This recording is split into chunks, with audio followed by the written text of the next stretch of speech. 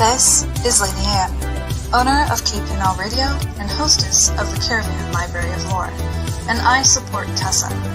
As an experiencer myself, I have filed my own reports with them, and the professionalism and heart they have shown my case goes above and beyond.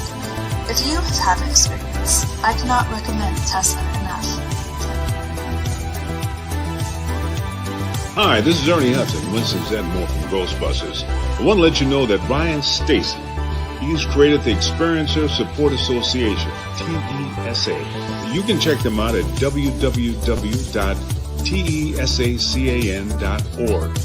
Now, they investigate paranormal, UFO, and provide support to experiencers. But you can check them out at, like I said, www.tesacan.org and see for yourself if they're really Ghostbusters. I can tell you this, they are a non-profit organization. Good luck, have fun, and keep it blessed.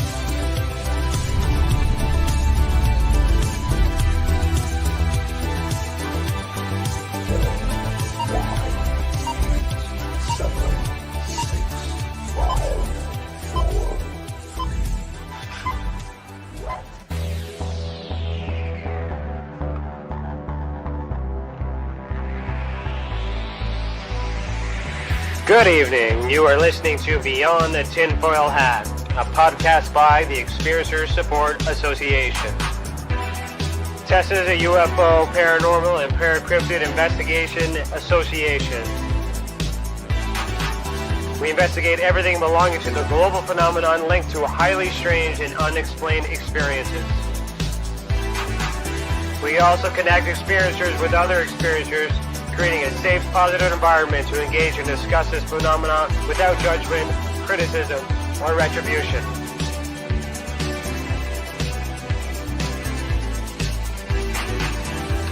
From the land of the white rolling sands, on the southeasterly tip of Georgian Bay, to all of you listening around the world, as we simulcast live on KPNL Radio, we salute you. If you want to go back and listen to our previous episodes, go to youtube.com/the Experiencer Support Association. Do us a favor and hit that subscribe button and ring that bell to be instantly notified when we are live, not only for these episodes, but every single element TESA has to offer. On our website, tesacan.org, we have something for everyone. We have support for experiencers, data for independent researchers, and places to advertise for professional partners. This live portion of the show will run for about 45 minutes. We'll have a commercial break and then spend some time answering some of your questions in the comments. The show will continue immediately after on Patreon for our private members, so head over and become a member for the unclassified tier and receive additional content from this episode and so much more for only $7 a month. To all our Patreon members, you are awesome, and thank you for helping us heal the world. All proceeds go back into the mission and will continue to help us create educational content for you and your family. Become a member today by going to patreon.com/the Experiencer Support Association. Also, if you're joining us live on Facebook or Twitter, head over to our youtube.com/the Experiencer Support Association if you want comments read out in the chat. We're only answering questions on YouTube, so head on over, hit that subscribe button, and start chatting. If you can't stay for the entire show, don't worry. Every Monday, we will upload the audio file to our podcast network for you to take us on the go. Okay, you ready? Let's get started.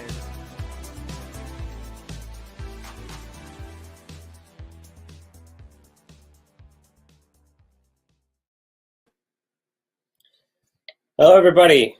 Today is Thursday, February 11th, 2021, and I, Ryan Stacy, am your host this evening. Our guest for Season 3, Episode 4 is Jon Majerowski. Jon works in information security by day and searches for the truth by night. Jon Majerowski, via Phenomenology, Ufology, and Hermetic Mysteries, studies the connection between consciousness and UFOs. Jon is a third-degree Master Mason, 32nd Scottish Rite Freemason of Ancient and Accepted Scottish Rite, 4th grade Rosicrucian, Capitular Masonry, Royal Archmason, a Cryptic Mason, and a of the Royal and Select Masons, and is also a member of the Zenobia Shrine. Jon, you can find Jon on Twitter, twitter.com/Jon Majerowski. That's JONMAJEROWSKI. And he has a YouTube channel called UFOs on the Level, which is the main reason why I brought him here, because that is a pretty wicked name, especially as a Freemason who understands that. So I'm representing that. So without further ado, welcome, brother. How are you? How you doing, brother? Thank you for having me. Yeah. No. Doing well, man. Doing well. Thanks again, man. How are you? Oh, good. Good. I like your mask wearing apron in the back. That's kind of cool. Yeah, thanks, man. That just kind of like fell together. It the whole divine feminine thing is a really a big deal. It's becoming a more of a bigger deal in my life now as I do further research, and that I stumbled kind of on that bust of that woman there. And the apron I found, it was at one of those flea markets or something. It was a brother who had passed, and he didn't know what to do with it. So they had it like at a flea market. And when I saw that, I was like, man, I just can't let that hang in like a flea market. How much was it? I think it was like, I think they wanted $10 or something, oh 10 or 15 bucks. Yeah, I know, right? It's actually leather. You know, it might even be lambskin, believe it or not. I haven't checked it out, but it's from the date underneath it is from like 1938, I think 39, something like that. So I had no idea. Yeah, so I grabbed it and I was like, man, I just can't let that do it. And I tried to find the family and the lodge, you know, all that. The lodge doesn't exist anymore. The family, you know, there's nobody left. So I was like, well, that's cool. And I just kind of tied it up, you know, because of COVID. And yeah, no, it's all good. So for those listening for the first time or not having an idea of what we're talking about, those aprons are what we wear in lodge. I know we talked about masonry a couple times throughout the show, but that's what we wear, not to be confused with the silly hats from the Knights of Columbus. But anyways, let's get right into it. So my first question I have for you today was how who protects information for a living handle declassified and confidential information about UFOs? Would you not, be tempted to, I guess, not protect that? That's a really good question. I know. Yeah. So it's funny.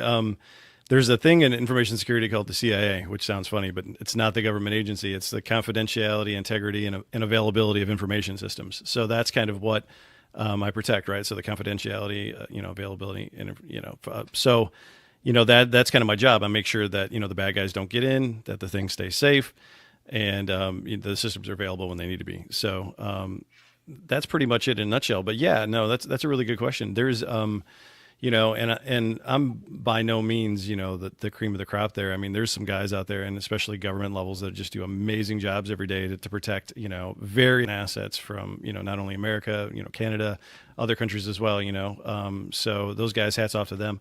But yeah, no, it's a really, it's an interesting job. It changes every single day. There's something new every day. There's new attacks that never end. So yeah, it's interesting to see the world from both sides, right? Yeah, well, lots of responsibility too. So I guess, I don't know if you can say, but like, has anything, with those 3 letters UFO ever crossed your desk? No, not per se. No, I don't work for any government agency at all. I work for a private company, but no, not that I haven't done any looking. So, yeah, Gary McKinnon is one of the most famous, UFO hackers of all time, and basically, you can't call Gary McKinnon a hacker. He was from England, and basically, what he was saying, and I believe him, is that early on in the days of dial-up modems, he would get into NASA computers, and it wasn't blocked. It was just you remember the old dial-up, get on the phone, and what he did was he just would find numbers that were NASA, get in there, and there was no password set. And if it was password, it was just the default password that came with the operating system. So it was, administrator for the username and password for the password. So he just logged in, and he said most of the time he wasn't, and he was just in, and he was just looking. And, I think the U.S. government said he caused like $10 million worth of damage or something like that from, hacking into NASA and things like that. But literally he just dialed in and was there. He didn't, and I think that's really kind of what saved his ass, to be honest with you, because he said that he saw, all the things that he saw was databases that had terrestrial and non-terrestrial officers. He saw photographs of the moon and Mars that were being, like pre-processed and processed, and it was like, airbrushed and pre-airbrushed, and it was like he was saying that he saw things there that weren't necessary, between the police and private militaries. And he had names of ships and things like that weren't classified, but it was all those things that he probably jotted down or took notes. If he would have took screenshots or took anything like that, he probably destroyed that, because I think that probably would have been more damning evidence that probably would have convicted him. But in the end, they didn't extradite him. he has autism. I think he's autistic, and it was one of the things that the British Parliament, I think, they're kind of pushed and said, we're not going to extradite him, because the U.S. really wanted to extradite him here to the U.S. to prosecute him. And this is way before Snowden and any of those guys, right? This is way back in the day. We're talking like 90s, right? And then they just kept continuing the case into the 2000s. But that was one of the things. And there's another guy too, and his name is escaping me right now. But there was another guy as well that kind of tried to do that, and they don't like that too much when you go after him like that. No, they wouldn't like that at all. I put pressure too on my side. I'm not so much of a hacker per se, but more of a twist the words around and take a legal eagle approach, I guess, in a sense of, can you confirm that this object was here on this date at this time? No, nothing exists. Oh, well, here's the evidence that proves it exists. Try again. And I've done that, and I'm actually currently doing that. And so it's kind of one of those, like, you give me the anticipated response, but I already have the evidence, and so far so good. So far so good. Because you're a private investigator, right? I mean, I just learned that about you, but you actually are a private investigator. I am every day. As the Masons say, try me, improve me. That's I definitely am. And I can't turn it off. And sometimes, it's the evidence, right? I just follow the leads, and that's the thing. So I don't know if as involved as I am, if UFO came across my desk, I don't know if I'd be able to keep my mouth shut. So, even if it does happen and you can't say it, good for you. No, I would be the first. I mean, I think I would be, because I've been so excited about it my whole life. I think I'd be the first one to be like, this is it, Yeah, no, for sure. So my next question, kind of still on topic. So for our listeners, could you explain Hermeticism? And talk about how you apply that specifically to your UFO research? I'm really curious about that. Wow. So I think it boils down to, I think it means a lot of different things to a lot of different people. But to me, I kind of take it all the way back to the Emerald Tablet of Thoth, right? Toth. I don't know. There's different pronunciations, right? And that tablet was found and translated by several different people throughout history. Da Vinci was one of them as well. And it basically lays out a series of I wouldn't say laws, but basically things, axioms, whatever you want to call it, rules to live by, something like that. But one of the ones that always stands out is as above, so below, right?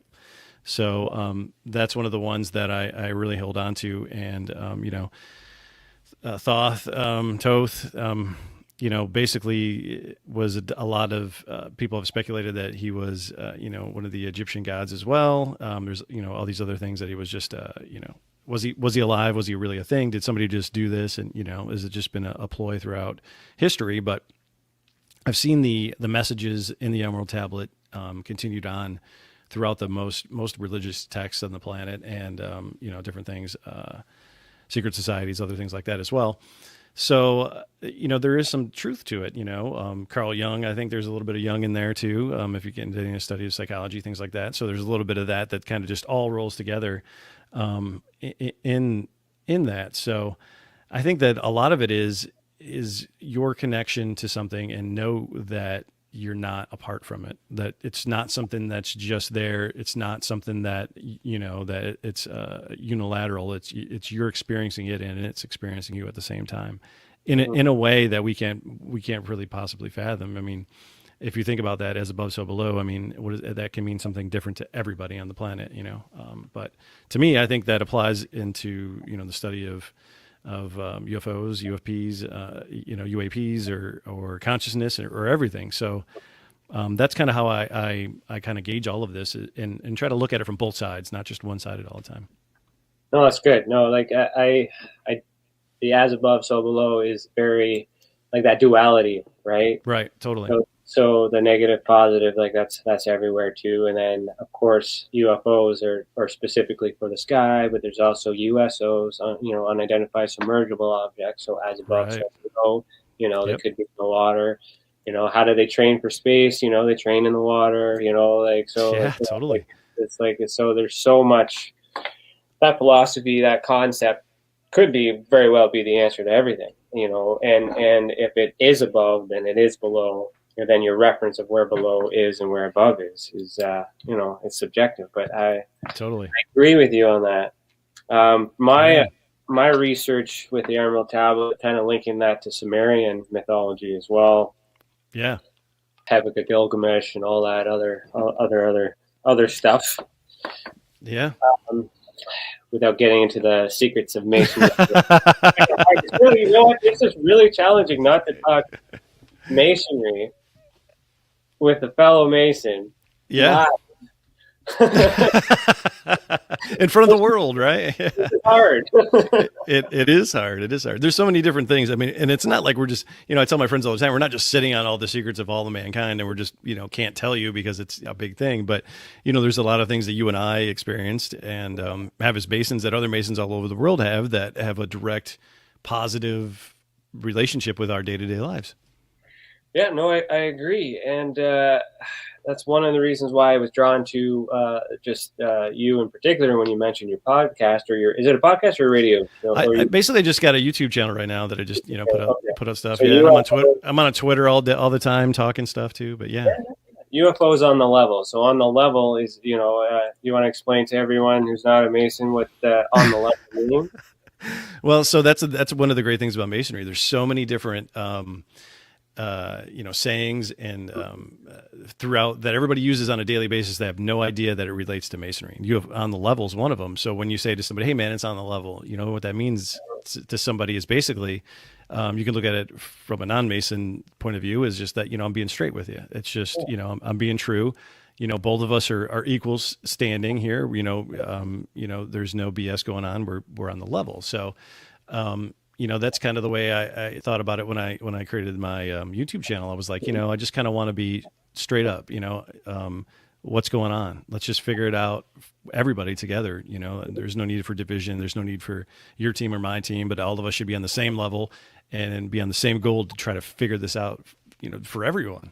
We have to work together, and that's and I know you've done some research on TESA as well, and that's totally. Like exactly our philosophy too, and that could be why I gravitated towards it as well, because our mandate is to try to enhance the work of those who've already done stuff, and collect it and bring it all together.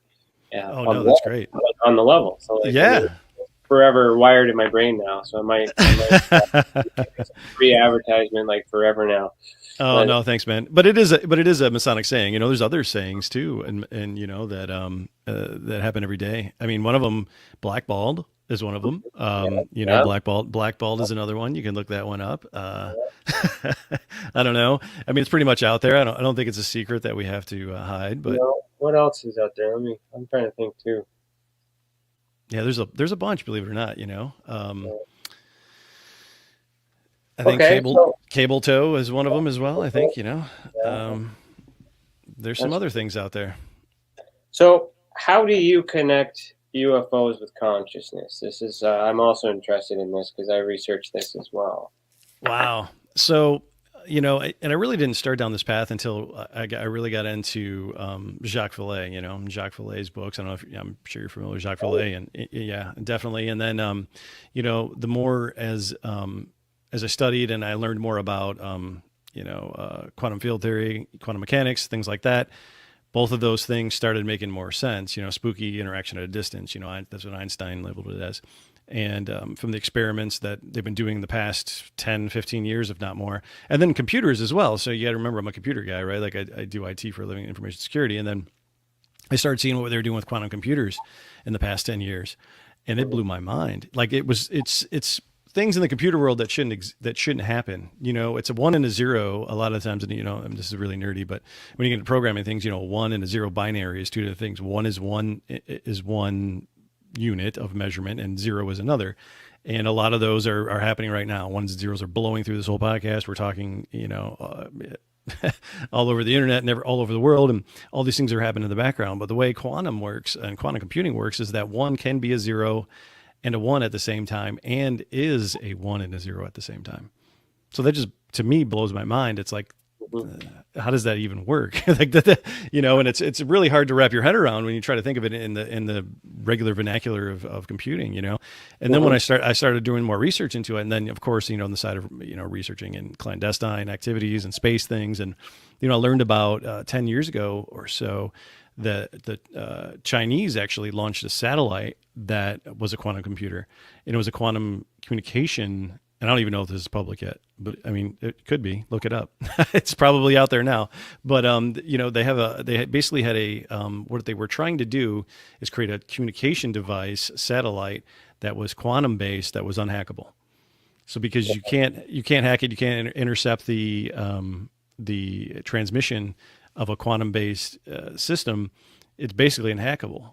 So they've had a working quantum computer in space now for 10 or 15 years. Interesting. I don't know if we do. I'm sure, I hope we do, but I know, it's a real big deal. You know, like, also to get back on the consciousness part, do you think a computer could ever be conscious, like artificial intelligence? Yeah, that's scary too, right?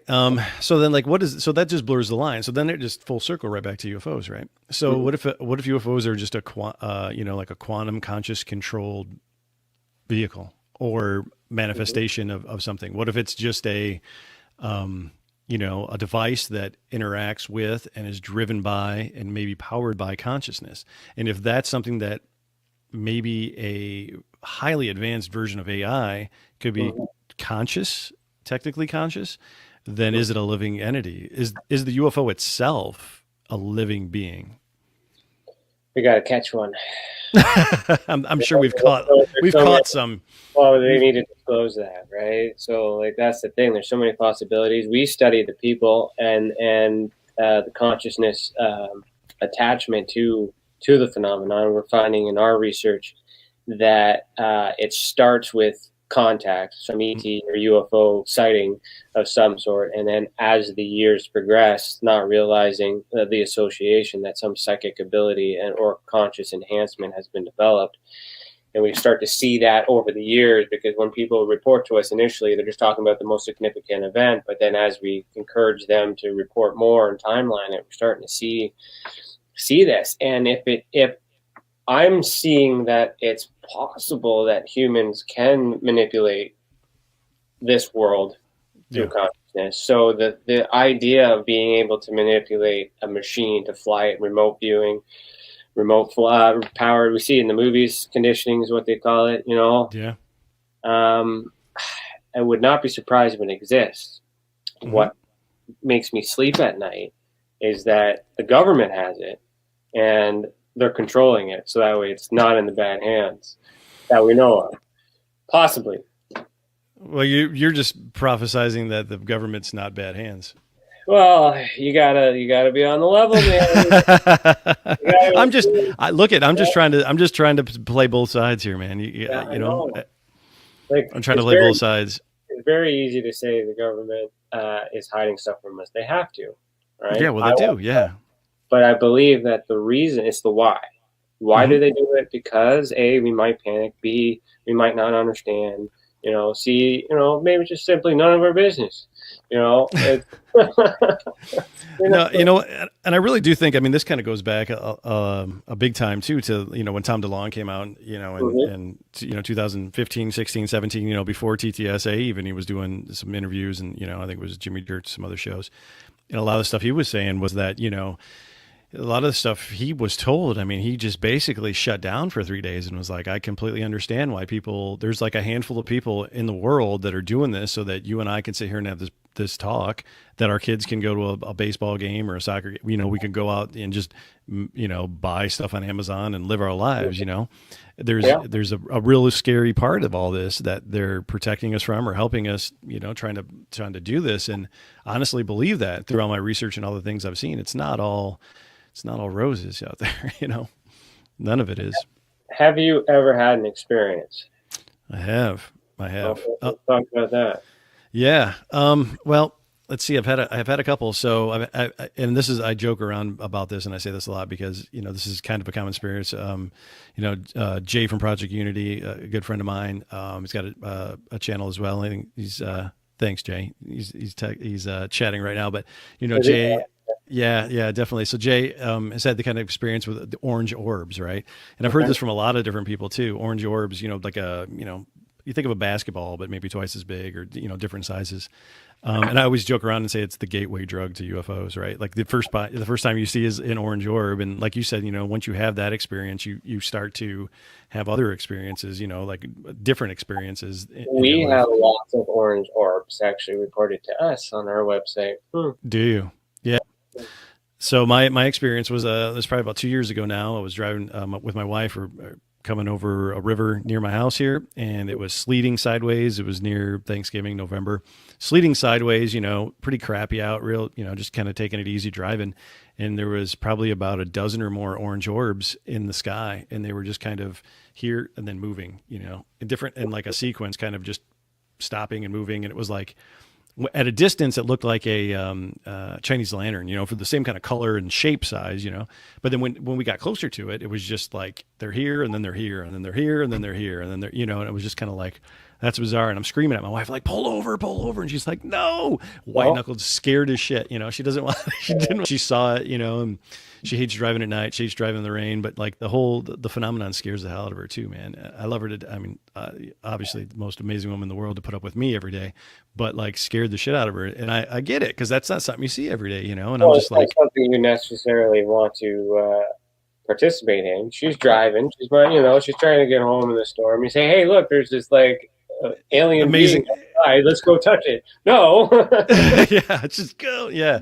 Get home because it's amazing though, because she immediately started putting rationalities together. Like it's close to Christmas. They're Christmas lights. And I'm like, it's the river. Who's hanging Christmas lights at 200 feet in the air? But so just all of these things that your brain automatically tries to go to. And it, totally was not it. You've obviously investigated yourself. You've gone through the rational and logic behind it. Have you ever submitted it to anyone to be, as a second opinion, I suppose?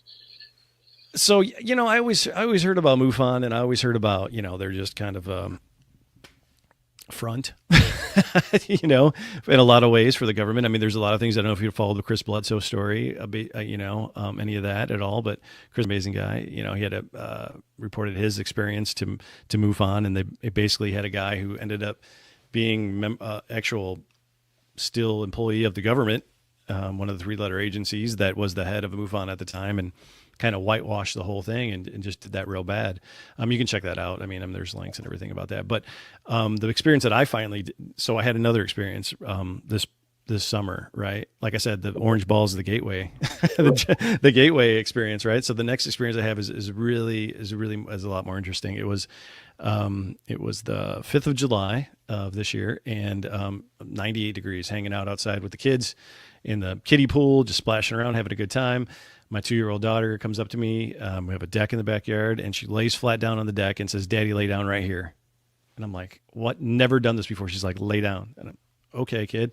So just lay down, and I'm head to head to her. Her feet's facing one way, my feet's facing the other, and I look up, and there's a white ball in the sky, and it was a white orb. It was just huge, not a tic tac, but it was just a white ball, and it was just there. And she's like, "Look," and I'm like, "Oh, okay, that's insane." So the white, we're all sitting there in the backyard. The wife's looking at it like, I don't know what that is. It's amazing. We're looking at it, grab the binoculars. My other daughter comes outside and says, "Look, there's another one." So there was 2 in the sky. It was in the north and the south sky, like at the same time. And we're like looking at them. and I'm jumping the fence and I'm grabbing my neighbor, you know, he's out watering his lawn. And I'm like, look, and I gave him the binoculars and he's like looking and he's like, I don't know what that is. What is that? And I'm like, I don't know what that is either.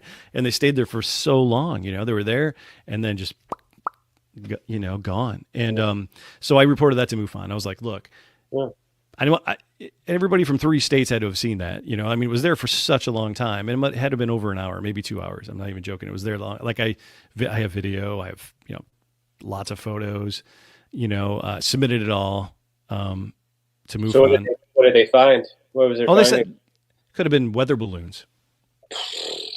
Who was your investigator?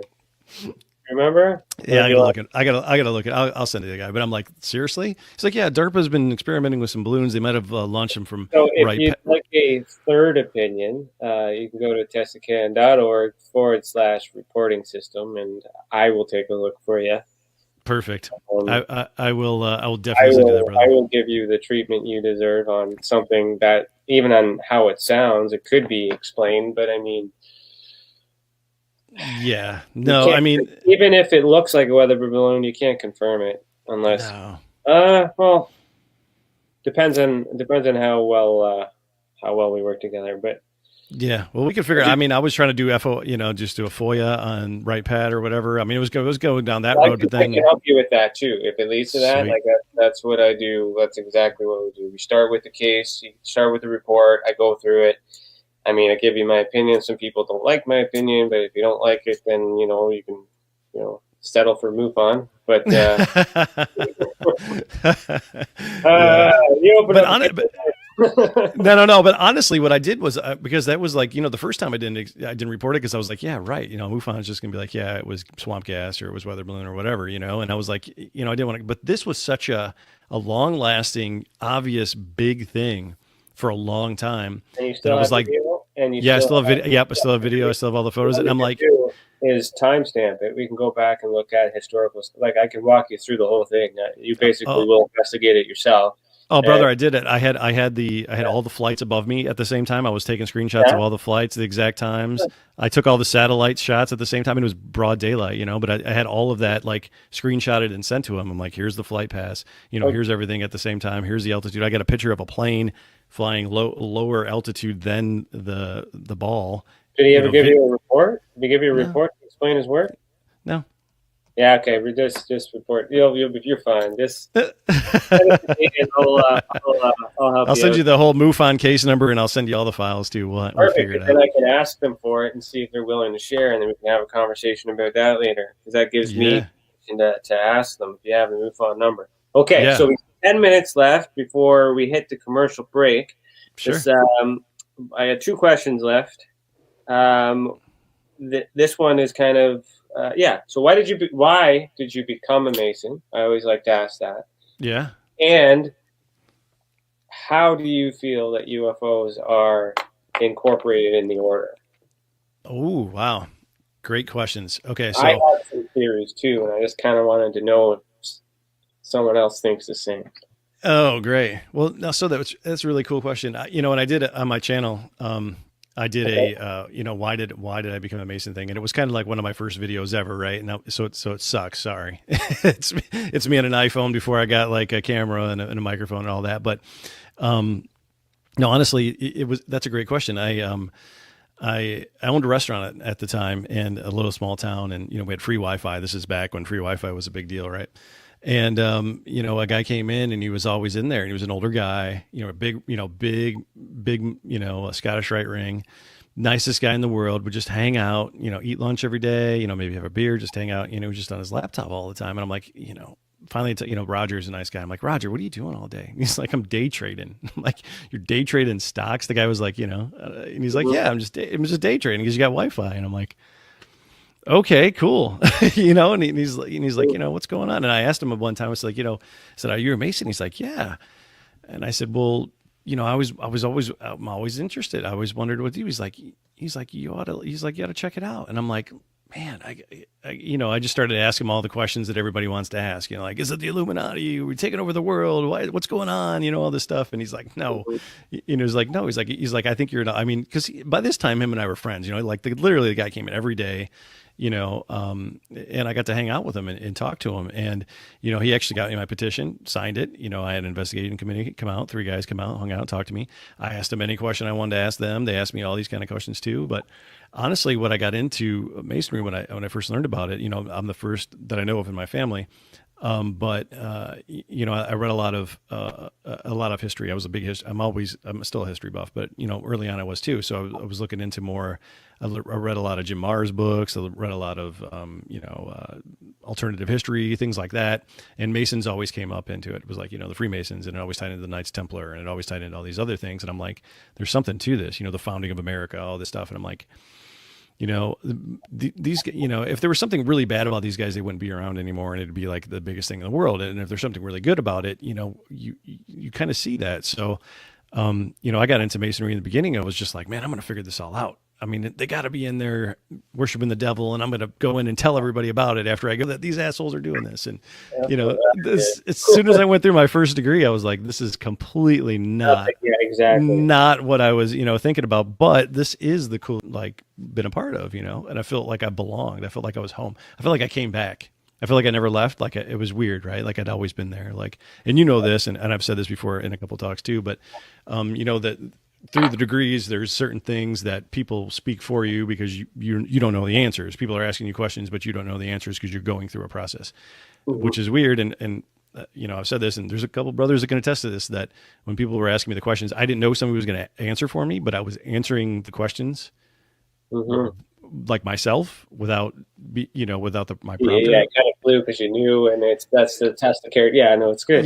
Yeah. So I was like, wow, that's kind of cool. And so I really felt like I belonged, and so it was really cool. But when I got into it then, and how does it relate to the phenomenon? It was just more like, Masonry is different for everybody, and you can go in it, you could, become a master Mason, hang out and just show up and eat supper once a month and, just forget about it. But you can go in and you can just dig into the history. You can dig into the research. You can look at the text. You can reach out to people that are Masons and, learn from them and keep going farther and keep, educating yourself. And once I did that, I started seeing the connections between Masonry and consciousness and self-study and making yourself better, making your community better, bringing everybody else around you up higher to a higher level. And, but I think in a way, the phenomenon kind of does that for some people, right? I mean, and there's obviously the bad part of it too. And I'm not going to discourage that at all. I mean, there's some bad shit that goes along, but in the most part, it's trying to bring everybody up, and, that's kind of what Masonry does. So to me, that's where I drew those connections to where, those two things are, codependent. And I do believe that in our fraternity as well, that, if we did need to keep a secret and it was for the betterment of humanity as a whole, that we could do that as Masons. Oh, definitely. 100%. And I've always, there are no secrets. They really show us things we already know, but in a different way, so we understand it properly. That's a good way to put it. So there's also as above, so below, but then there's also so within, so without. Totally. And then that's where you have your triangle, your Macurva, your triangle within a triangle, trinity within a trinity. But there's your duality, your fourth dimension, fifth dimension, consciousness, all that other stuff too.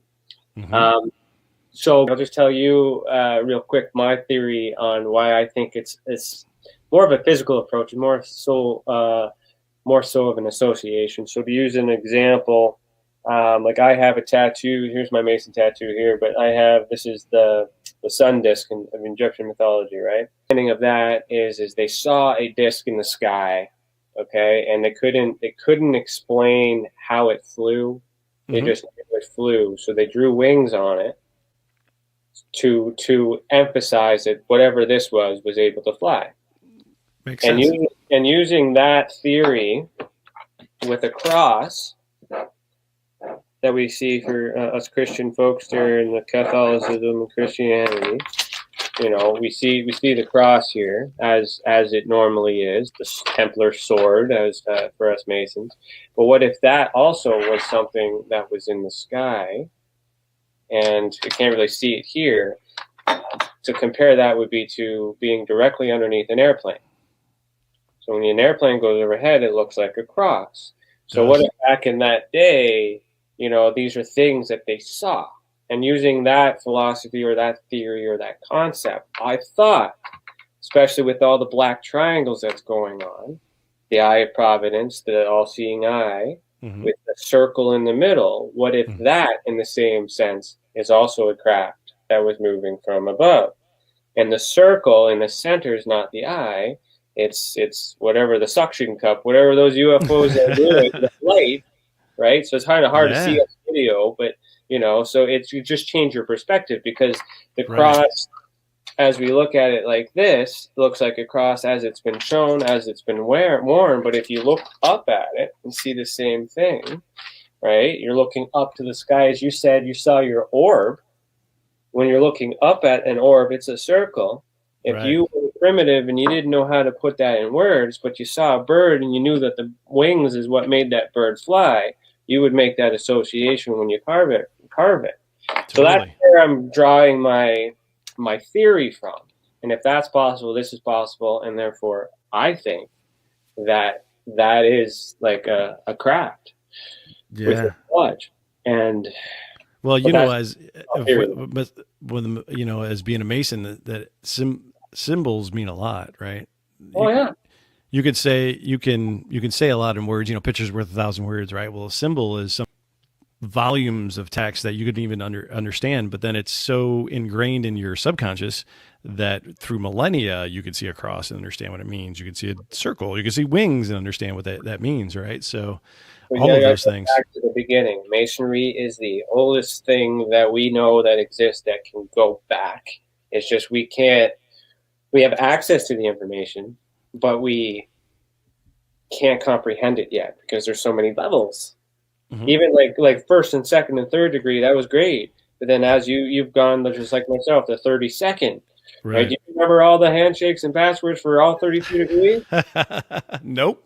No? You might be like, hey, what's this before we get in? Otherwise we're getting the old despair there. But anyways, we're going to head to commercial break. So I'm going to give you guys a little spiel here, and we're going to play the commercial. And then when we come back, we're going to read questions that you guys have been asking in the YouTube comments. If you're not on YouTube, head over to YouTube now YouTube.com/the Experience Support Association. Get your questions in. And so I'm gonna read this little spiel for you. Just trying to time my stuff here. Okay, one second. Oh, you're good.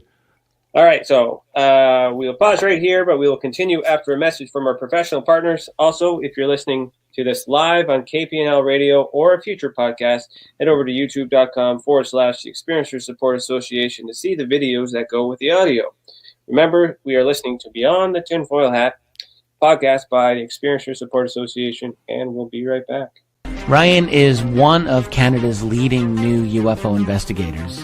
He conducts and oversees UFO investigations on a constant basis and was really taken by his research. He's compiled a tremendous amount of data regarding UFOs in Canada. And just as interesting, he really goes over how UFO investigations are done and what are some of the mistakes that people make when they submit evidence.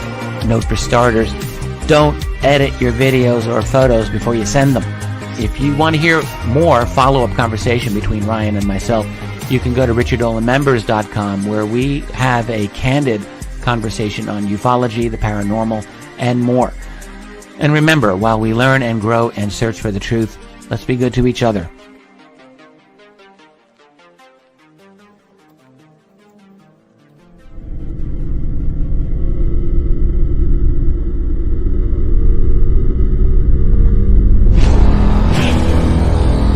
The same thing that draws aliens to our planet is the same thing that draws us to others. Exploration, curiosity, sustainability of life. That's why we go. It would make sense as to why they're visiting here. Travis! Quit playing around, man. Get back here. Travis! The last thing I remember was this numbing shock. Stunning sort of a feeling. Very powerful. Get away from me! I was just out of my mind with fear, just screaming the whole time. It's been theorized that aliens prefer remote areas because they don't want to attract attention. Whatever it is that they're doing, they would want to do that in a less populated area. There are multiple accounts of the same thing from people from all over the world. People that do not know each other, do not live in the same cultures, and they're all looking up, they're all seeing things in the sky. So it would be naive of us to think that we're alone in the universe.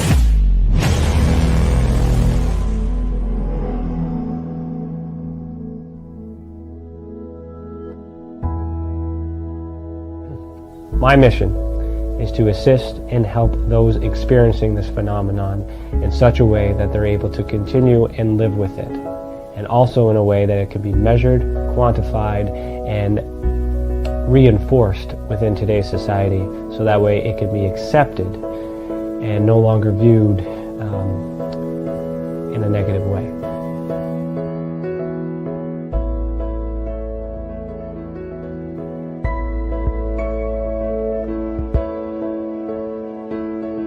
One thing that I do value in people is the ability to sense and feel when something is right and when something is wrong.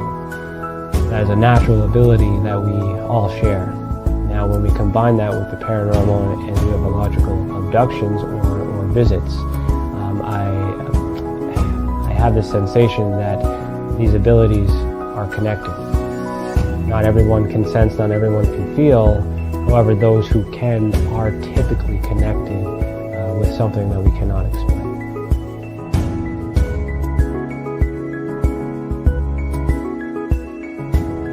And part of my research is not just to investigate the experience, but it's also to understand and study the experiencer to find out what they have in common with other experiencers, to try to figure out what the actual makeup is in order to be on that spectrum. There's a lot of it happening all over the world, and I do not know of any other study that is focusing on the individuals as people, only the phenomenon. All right, welcome back. You are listening to Beyond the Tinfoil Hat. If you're enjoying this episode so far, head over to patreon.com/The Experiencers Support Association. Join the unclassified tier for only $7 a month. Your membership will get you at least an extra half hour of this conversation, along with a bunch of other perks for becoming a TESA Insider. Also, if you have experienced an unexplained event involving the paranormal, extraterrestrials, dogman, or any other paracryptid, head over to tesacan.org/reporting system. All one word. The more reports we get, the more we'll be able to understand this phenomena and how it affects our people. Let the others who have already reported be that example that proves we are making a difference. And if it wasn't for these reports, we would not be able to do what we do, and for that we thank you. And I'm still here with Jon Majerowski. How are you doing? Are you having fun so far? Yeah, I'm having a great time. Thanks again, brother. I really appreciate it, man. It's been awesome. Thank you for sharing your Thursday with me. Yeah. This is great. So we're going to hop over to the comments and see if anyone's asking questions. Hello, UFOs on the... Oh, that's you. Hello, That's UFOs me. on the level. Hey, how you doing? I'm just chatting on the side. I'm just like, hey, how's it going? Hello, Project Unity. Hello, Chantel. Hello, Lisa. Hello, Mo Jazzy. Brownbeard. Project Unity highly recommends to check out Jon's YouTube channel. Look at that. That's my buddy, Jay. That's groupie. There you go. Yeah, no, go check out Project Unity as well. That's amazing. Right, Jay does some good stuff. All right, well, Jay, if you got some good stuff, reach out. Maybe we can do a podcast swap. Let's get connected, man. Yeah, no, he's way ahead of it. You see, he's promoting you like a good one. He's got a question here. Okay. Oh, here we go. When you guys take questions, which is now, do you think that civilians in general would respond positively to full disclosure scenario, and if so, why? Good question. Glad it's you, not me. Well, let's see. Give that to me one more time. It says, do you think that civilians in general would respond positively to a full disclosure scenario, and if so, why? No, not at all. So that's the answer. So why? Well, all right. So here's the thing. So there's Now, if you look back to War of the Worlds, right? Everybody kind of knows War of the Worlds. Orson Welles, 1938, 38, 39. Orson Welles. Is that me popping? I don't know. I don't think it is with the noise. Yeah, no, I think it's mine. Keep going. Oh, okay. No. Okay. I'm sorry. I just want to make sure I was. So, yeah. So 38, 39. Orson Welles. I grew up. So when I got, and this is another thing on my channel we did into, like how I got into the UFO thing, is my dad had an experience when he was young. He had one when he was older, and he's a lifelong experiencer, right? And so that's why I grew up with just thinking UFOs. It was just real. It was, it's not something that you wear a tinfoil hat about, right? It's a legit thing, seriously. It was just like, it was just odd for me to see the other side of it, that people think that, oh, you're weird or whatever because you believe that. I just grew up knowing this is real. This is what happens.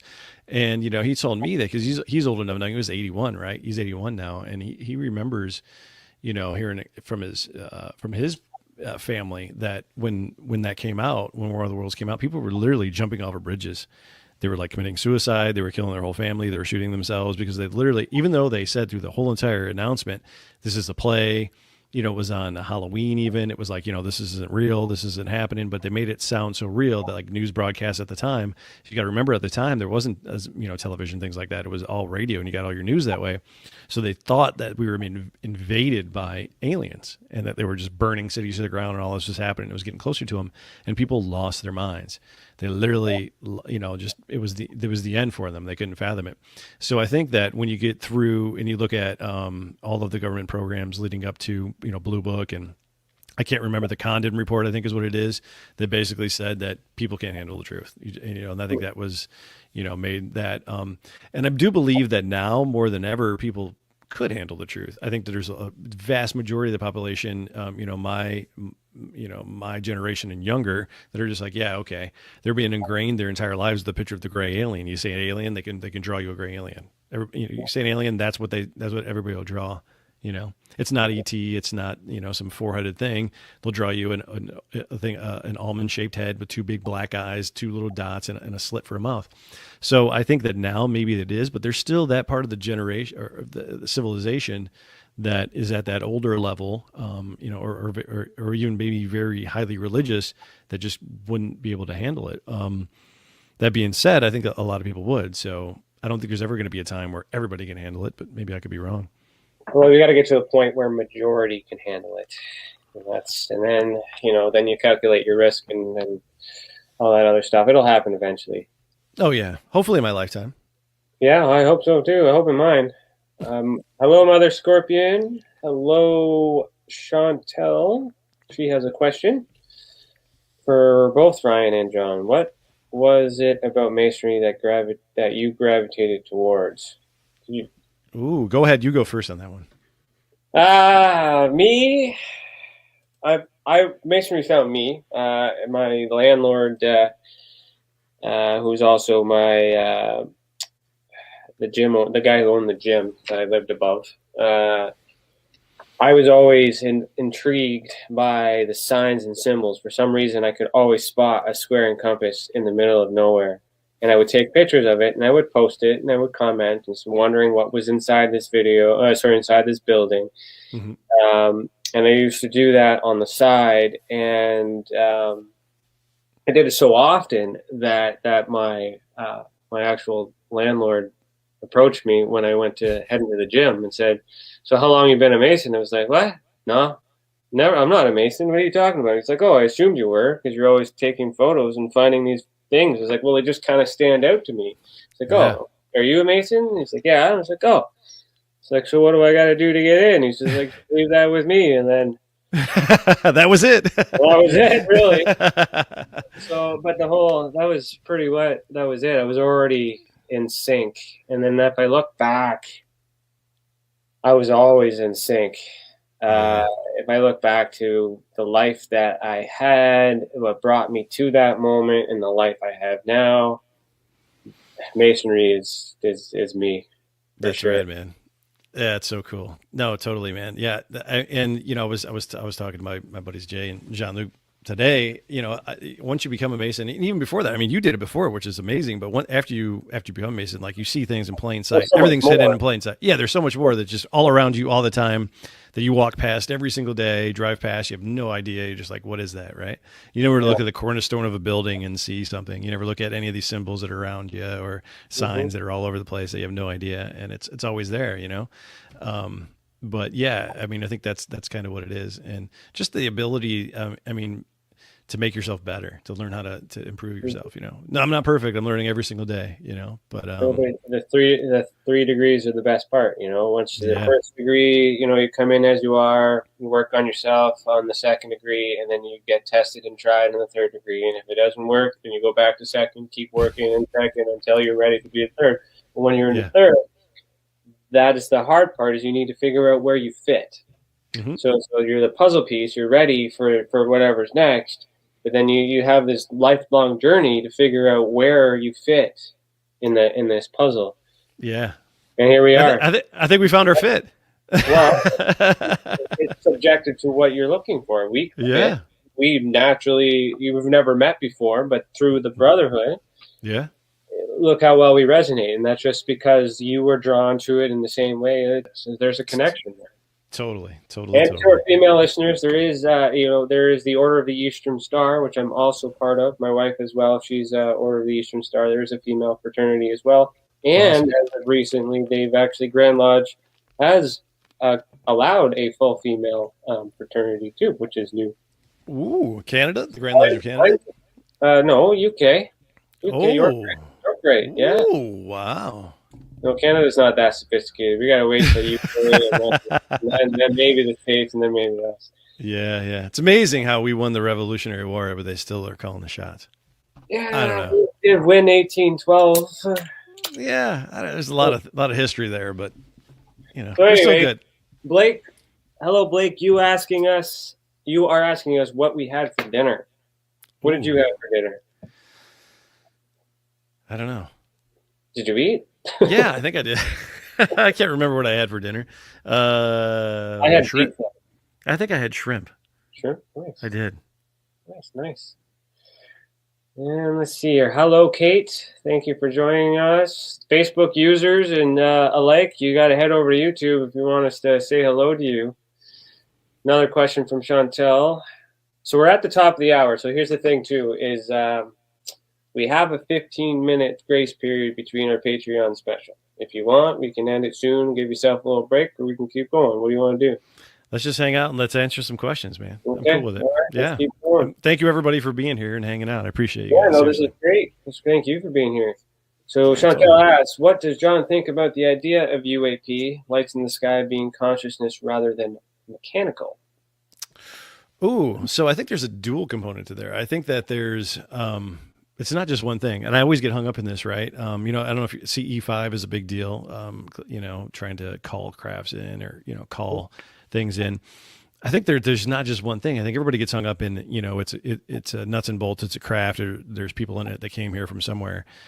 But I think it's just like, the world we live in now. I mean, you drive down the road and there's a brand new 2021, Chevy. And then there's me in like a 52 Chevy, right? It's different cars. It's the same, manufacturer, whatever, but completely different, So to see a Model T, and then you see the newest thing ever. I mean, but that's just one type of thing. It's a car. But what if there's light beings? What if there's light craft? What if there's things that are just completely running on consciousness alone, that you don't need a physical body or craft to move through dimensions or space and time? Mm-hmm. I think it's all of it. I think it's all of it happening all at the same time. I think it's not one or two. I think it's just like all of it happening to us all the time. Cool, man. Great answer. I agree. Mother Scorpion says, my many great-grandfather Bourgeois was in the Order of Malta in Paris. Is that the same idea as a Mason? I don't know. What I've always, I don't know, I'm not going to pretend to know about the Order of Malta. The only thing I do know is that there's Knights of Columbus, any of your Elks Lodges, any of your Moose Lodges, any of those other things all take and borrow heavily from the Masonic degrees and the kind of order that they are. All of the Greek fraternities and colleges, things like that are all really based on the Masonic fraternity. And you and I